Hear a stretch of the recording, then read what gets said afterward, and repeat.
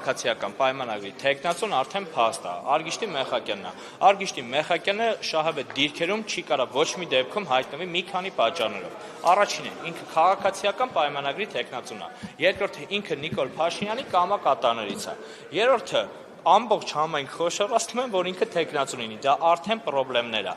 Չորրորդը Արգիշտի Մեխակյանը թափառաշրջիկ պաշտոնյա է, որտեղ ինչ պաշտոն պետք է լինում տալիս են։ Հինգերորդը մենք ոչ մի երաշխիք չունենք, որ վաղը ինքը նույն սկզբունքներով Էջմիածնի քաղաքապետի պաշտոնից հրաժարական կտա կգնա փոխվարչապետ։ Ոչ մեկը չունի այդ երաշխիքը, որտեղ փաստացի Չէ, մեզ երաշխիք պետք չի։ Մասնակցում եք իշխանափոխությանը 18 թվականին։ Այո, մասնակցում էի, ակտիվ եմ մասնակցել իշխանափոխությանը, ոչ թե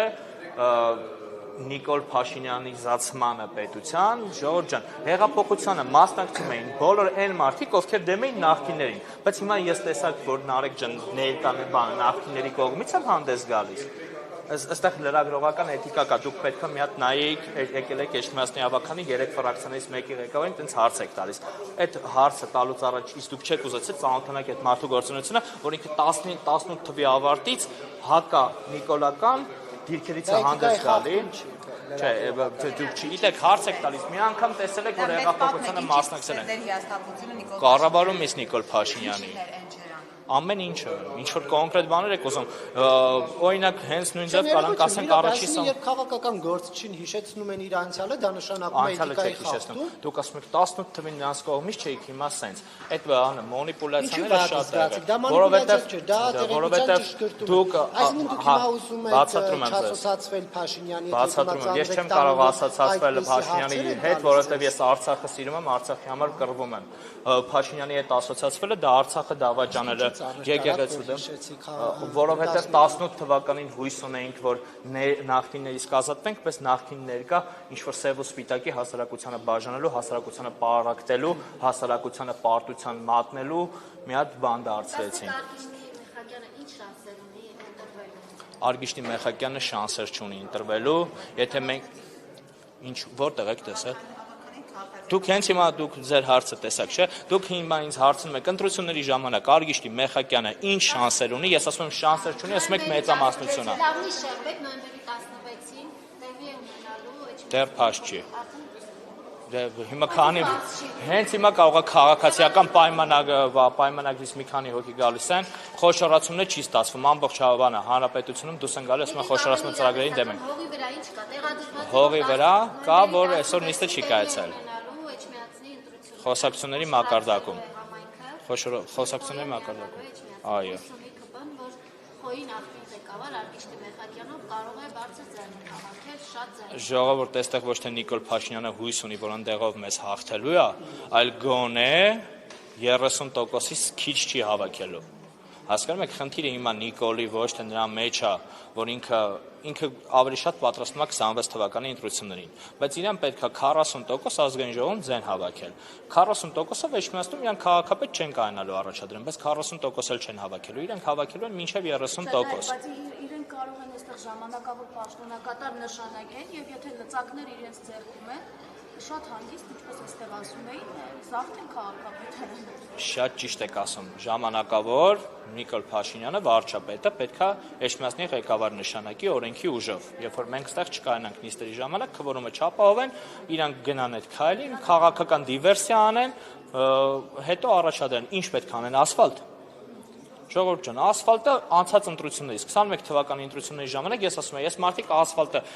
հենց նոր սկսեցին անել։ Հիմա ամբողջ քաղաքը տեսնում ենք, այսքան ժամանակ ոչ մի բան չի արվել, սպասում են, որ իրանք մարդ նշանակեն ասֆալտ անեն։ Եթե մեր հասարակության մոտ դեռ ասֆալտ այդ մի քանի ամիս անելով կարելի է իրողություն փոխել, ուրեմն մենք իրականում շատ վատ վիճակում ենք։ Հենց դա մեր քաղաքական խնդիրը այն է, որ հասարակությանը բացատրենք, որ սենց չի լինում կառավարումը, ընտրությունից ընտրություն մի հատ ձեզ ասֆալտ անենք, վարչական ռեսուրսներով ամեն մեկիդ ինչ-որ բան խոստանանք, ինչ-որ բանի հասնենք։ Տեղեկություն է շրջանառում, որ նախկին Մեխապետյանը Գասպարյանի ամուսինը կրիմինալ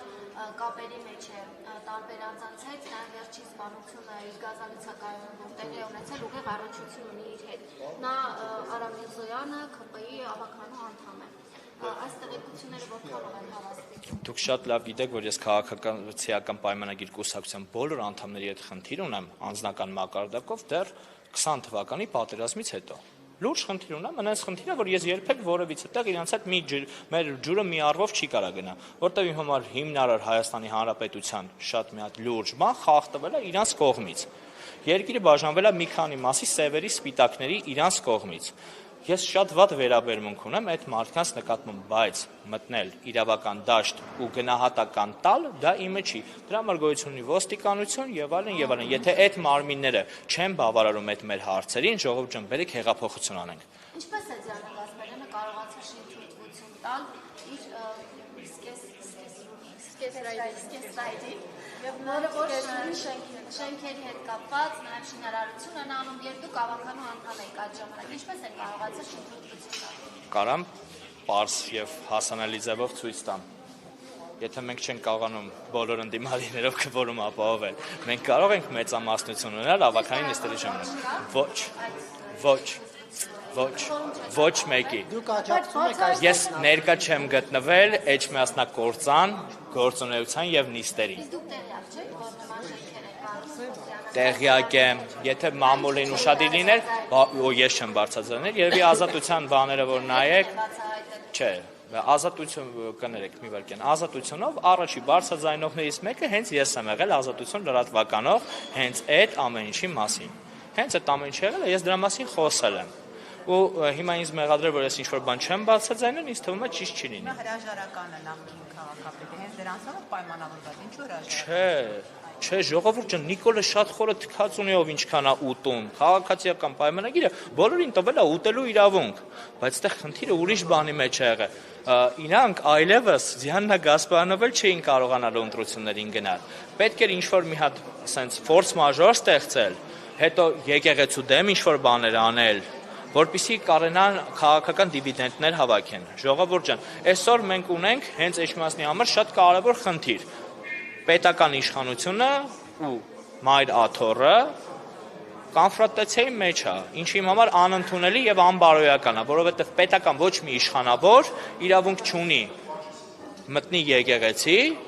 ու այդ հետո ինձ կարող է ինչ-որ մեկը հակադարձի, ասի, բա ոնց եկեղեցին մտավ քաղաքականություն, եկեղեցին քաղաքականություն կարա մտնի, քաղաքականությունը եկեղեցի չի կարա մտնի, որտեղ Սահմանադրությամբ ասվում է, որ եկեղեցին անկախ կառույց է,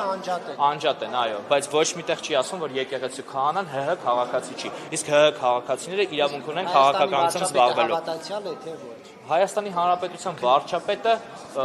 Սուտասանն է։ Ես չգիտեմ, Սուտասանը կարա լինի հավատացյալ, թե չէ։ Եթե Սուտասանը կարա լինի հավատացյալ, ուրեմն հավատացյալ է։ Ես չեմ կարող է ինքը ուրիշ հավատքներ ունի։ Հավատացյալ բառը չի ասում քրիստոնյա, չի ինչ-որ կոնկրետ բնորոշում տալիս։ Եթե կա ինչ-որ հավատ, որտեղ Սուտասաններն են, ուրեմն կարող է եւ հավատացյալ։ Ես որպես քրիստոնյա այս հարցերը բարձրաձայնում եմ, իրավունք ունի որպես քրիստոնյա բարձրաձայնի, թե ոչ որպես Հայաստանի վարչապետ։ Ես հիմա ստեղ կանգնեմ, ասեմ, ես որպես տիեզերագնաց ինչ-որ բան ասեմ, իմ ասածներին լուրջ կվերաբերվեք։ Ասում է, ով ինչ ուզում ասում է։ Ասելը դա դեռ ոչ մի իրական հողի վրա բան չի, ասել բոլորը կարող են։ Ձեր խմբակցությունը Սևակ Խաչատրյանի թեկնածությունը։ Ոչ, մենք Էջմիածնում Քոչարյան, Նիկոլ, այդ ամեն ինչից անկախ ֆրակցիա ենք, հայրենատեր ֆրակցիան։ Ընդհանրապես կապ չունենք ոչ մեկի հետ։ Մեր քաղաքական դաշտում թշնամիներն են Քոչարյանը, Սերժը, Նիկոլը, Լևոնը, բոլոր նրանք, ովքեր պետությանը բերել են այս իրավիճակին են հասցրել։ Մենք այն մարդիկ ենք, ովքեր ասում են ախպեր այսքան վատ եք արել, մենք այս վատի վրա պետություն կկառուցենք։ Դրա համար չեմ ուզում առնչվել կամ ընդհանրանալ այդ քաղաքական ուժերի հետ, որովհետև քաղաքական հակասություններ ունեմ, շատ բանը, մեծ քաղաքական հակասություն դարավ 20 թվականից հետո։ Գյումրիում էլ կար տարաձայնություն, բայց հանուն նրա, որի ԿՊ-ն չլինի իշխանություն, չնայեցին քոչարյանական, սերժական, դաշնակցական, բոլորով միավորվեցին եւ ԿՊ-ին չթողեցին իշխանություն։ Ժողովուրդ ջան, հնարավոր է Էջմիածնում արեք սենց։ ես չգիտեմ այնտեղ մասնակիցները ինչ քաղաքական գաղափարախոսություններով են մինչև վերջ առաջնորդվել։ Կարանք տեխնացուներին հերթով դնենք բոլորի քաղաքական ուղիները, նայենք ով ինչ քաղաքական ուղով է եկել։ Եթե ես ձեզ ասում եմ Ռոբերտ Քոչարյանը Հայաստանի Հանրապետության հիմնասյուներից թույլատնողներից մեկն է եղել, Նիկոլ Փաշինյանը Հայաստանի Հանրապետությունը, Արցախի Հանրապետությունը իսպառ ոչնչացնողն է եղել։ Ոչ մի դրվագում ես չեմ կարող այդ մարդկանց հետ միևնույն կոալիցիայի մեջ լինեմ։ Այդ նորվա ձեր ասած ասում եք քո ստորագրությունը կա այս պետության քանդվելու մեջ, չէ, չկա իմ ստորագրությունը։ Ես չեմ պատրաստում ստորագրեմ մի մարդու անվան տակ, որը կքանդի մեր պետությունը։ Հիմա Ալգիշնի Մեխակյանի եթե հաջողվեց եկավ, դարձավ ժամանակավոր պաշտոնակատար։ Դուք աշխատելու եք նույն կերպի հետ։ Ոչ, այո, նույն կերպ աշխատելու եմ, չեմ ներկա գտնվելու այդ կեղծ նիստերին։ Այսօր Նիստերը դուք բոյկոտելու եք։ Ես մինչև հիմա էլ եմ բոյկոտել, դրա համար իմ ստորագրությունը Էջմիածնից խլված տարածքների փաստաթղթերի վրա չկա։ Ինչ ընտրվել է, դուք բոյկոտել եք բոլորը։ Առաջին նիստից հետո հասկացել եմ, որ այլևս այնտեղ անելիք չունեմ։ Այդ իմաստ կա մնալ ընդհանրապես ավականից։ Այո, Ինչ եկա։ որովհետև դուք ընտրական օրենքը իմանալով գիտեք, եթե մեր ֆրակցիան դուրս եկավ, հաջորդն է գալու։ Իսկ հաջորդների վրա վստահություն չունեմ, որ չեն ուզեն այդ փաստաթղթերի տակ իրենց ստորագրությունը լինի։ այսօր է Նիկոլ Փաշինյանը գրառում է Ես ունեմ ինձ ընտրող մարդիկ, ում առաջ ունեմ որոշակի պարտավորություններ, ու ես իմ պարտավորություններն եմ պահում։ Գոնե առնվազն թույլ չեմ տալիս իրանց անունից, իրանց ասածին հակառակ քվեարկություն լինի։ Այսօր է Նիկոլ Փաշինյանը գրառում է կատարել, որտեղ ասում է ցավոք ես կաթողիկոսի թեկնածու չունեմ եւ վեհապարին անվանում է վեղարի տակ թաքնված անառակ, արդյոք նա կարող է վեհապարին անառակ անվանել այն մարդը, ով Արցախը հանձնել է, ով 2018 թվականին գոռացել է, որ Արցախը Հայաստան է, բայց այսօր 2018-ին չի գոռացել, հետո է գոռացել, 19 թվականին 19-ին էլ չէ, 20-ին է գոռացել, կորոնայից առաջ։ Արցախի հրապարակումից։ Հա, 19-ին էր, թե 29-ին էր։ Հիշելով 29-ին էր, որտեղ հիշում եմ դրանից հետո միանգամից կորոնան սկսեց։ Ժողովուրդ ջան, դուք ասում եք, որ Նիկոլ Փաշինյանն ասել է ցավոք ես թեկնածու չունեմ։ Հենց այդտեղից արդեն նախադասությունը պետք է ավարտել։ Եթե Նիկոլ Փաշինյանը մտածում է, որ ցավոք ինքը թեկնածու չունի, արդեն խնդրեմ է, որտեղ ինքը իր սահմանադրական իրավասություններից դուրս բանի համար ցավում է։ Հասկանում եք, այդ մարդուն արձագանքելը ես գտնում եմ անիմաստ, որովհետև վերջին նրա գրառումներից հետո շատ գեշ բառապաշարով ես չեմ պատկերացնում մի երկրի ղեկավար, որը կարող նման բառապաշարով շփվի։ Մենք իմ համար հանրության հետ շփվելու ձև կա։ Ես կարող իմ նեղ անձնական շրջապատում շփվեմ նենց, ոնց ինձ հարմար է։ Ասեմ այն ինչ որ տենց չի կարելի հանրությանը ասել, չէ՞, բայց եթե ես երկրի ղեկավար եմ, կամ լավ երկրի ղեկավարը չեմ, հանրային դեմք եմ հանրության մեջ խոսելու ինձ իրավունք է վերապահվել։ Ես խոսեմ նման բառապաշարով, հենց մեր խնդիրները սկսեց այդտեղից։ Որ ինչ որ մարդիկ իրավասություն իրենց վերապահեցին նման լեքսիկոնով շփվել, անհարգել այն մարդկանց, ովքեր իրենց քվե են տալիս։ Դրա համար խոսել Նիկոլ Փաշինյանը ասենց ասեց իրավունքը ուներ թե չուներ, ժողովուրդ ջան, հենց կորոնայի ժամանակ առաջի անգամ, որ ես իրապես տեսել եմ, թե ինքը ոնց է սահմանադրությունը տապալում։ Սահմանադրության կրթության մասին, պարտադիր կրթության մասին օրենք կա, կետ կա։ 5000 հոգու հոսանքը անջատեցին, այնտեղ որ երեխեքին հեռահարուսուցման էին ուղարկել նոթբուքով, այդ մարդկանց իրավունքը խախտվեց, սահմանադրական իրավունքը։ Ինքը հելեց հիստերիկ բաներ էր անում, բա հոսանքի փողերը մուծեք։ Ժողովուրդ ջան, հոսանքի փողերը մուծելը վարչապետի պարտավորությունն է, չի սահմանադրություն բայելը իրանն է։ Դատարանի դռները շրջափակել էր տալիս այդ ժամանակ նկատեցիք սահմանադրական։ Չէ, չնկատեցի։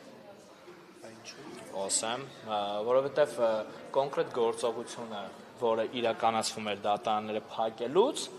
դա հեղափոխության, ոչ թե Նիկոլի արած իշխանափոխության, այլ իրական հեղափոխության, լյուստրացիայի եւ նման քայլերի հաջորդականության տրամաբանության մեջ էր մտնում։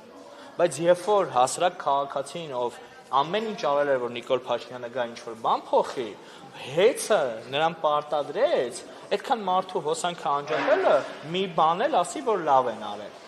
Ճիշտ եմ հասկանում մի րոպե։ Սահմանության խախտում չէր։ Դա Երբ գործադիր- կարող ենք իրավական բանով, տենց ես դատավոր չեմ, բայց երբ որ գա մի հատ աստծո աջակցությամբ կգա ժամանակ, այդ բոլոր դրվագները առանձին կքննարկվի, ու դուք կտեսնեք, որ փաստ մարդուն, որ ուղարկել են տունը կոմպով դաս անելու, իր հոսանքը անջատում են, այսինքն իրան այդ իր սահմանադրական իրավունքից զրկեցին։ Այդ հստակ տապալում է, բայց այն քաղաքական գործողությունը, որը մտնում էր հեղափոխության փուլի մեջ, ժողովուրդ ջան, ԲԴԽ-ն ու մնացած դատական այդ կառույցները մինչ օրս շատ վատ վիճակում են, որովհետև այդ process-ը Նիկոլ Փաշինյանը տապալեց։ Եվ 18 թվականից սկսած Նիկոլ Փաշինյանը իր իշխանություն վերցնելու, բայց բոլոր հեղափոխական process-ները տապալելա մի նպատակով իր սեփական իշխանությունը պահպանելու։ Որտեղ Նիկոլ Փաշինյանը հստակ հասկանում է, եթե չլինի Սերժ Սարգսյանը եւ Ռոբերտ Քոչարյանը, ինքը իշխանություն չունի այս երկրում։ Որտեղ այս երկրի ընտրությունները քաղաքական չեն, անտի-ռեյտինգային ընտրություններ են։ Ով չի սիրում Քոչարյանին, ընտրում է Նիկոլին, ով չի սիրում Նիկոլին, ընտրում է Քոչարյանին։ Ու մեր մեծագույն չարիքը հենց այդ սկզբունքի մեջ է, երբ որ իրար այդ սև ու սպիտակները դասակարգումը մցրեցին ու մեզ պարտադրեցին խաղանք այդ տրամաբանության մեջ։ Մենք այդ ժամանակ պարտվել ենք ժողովրդից։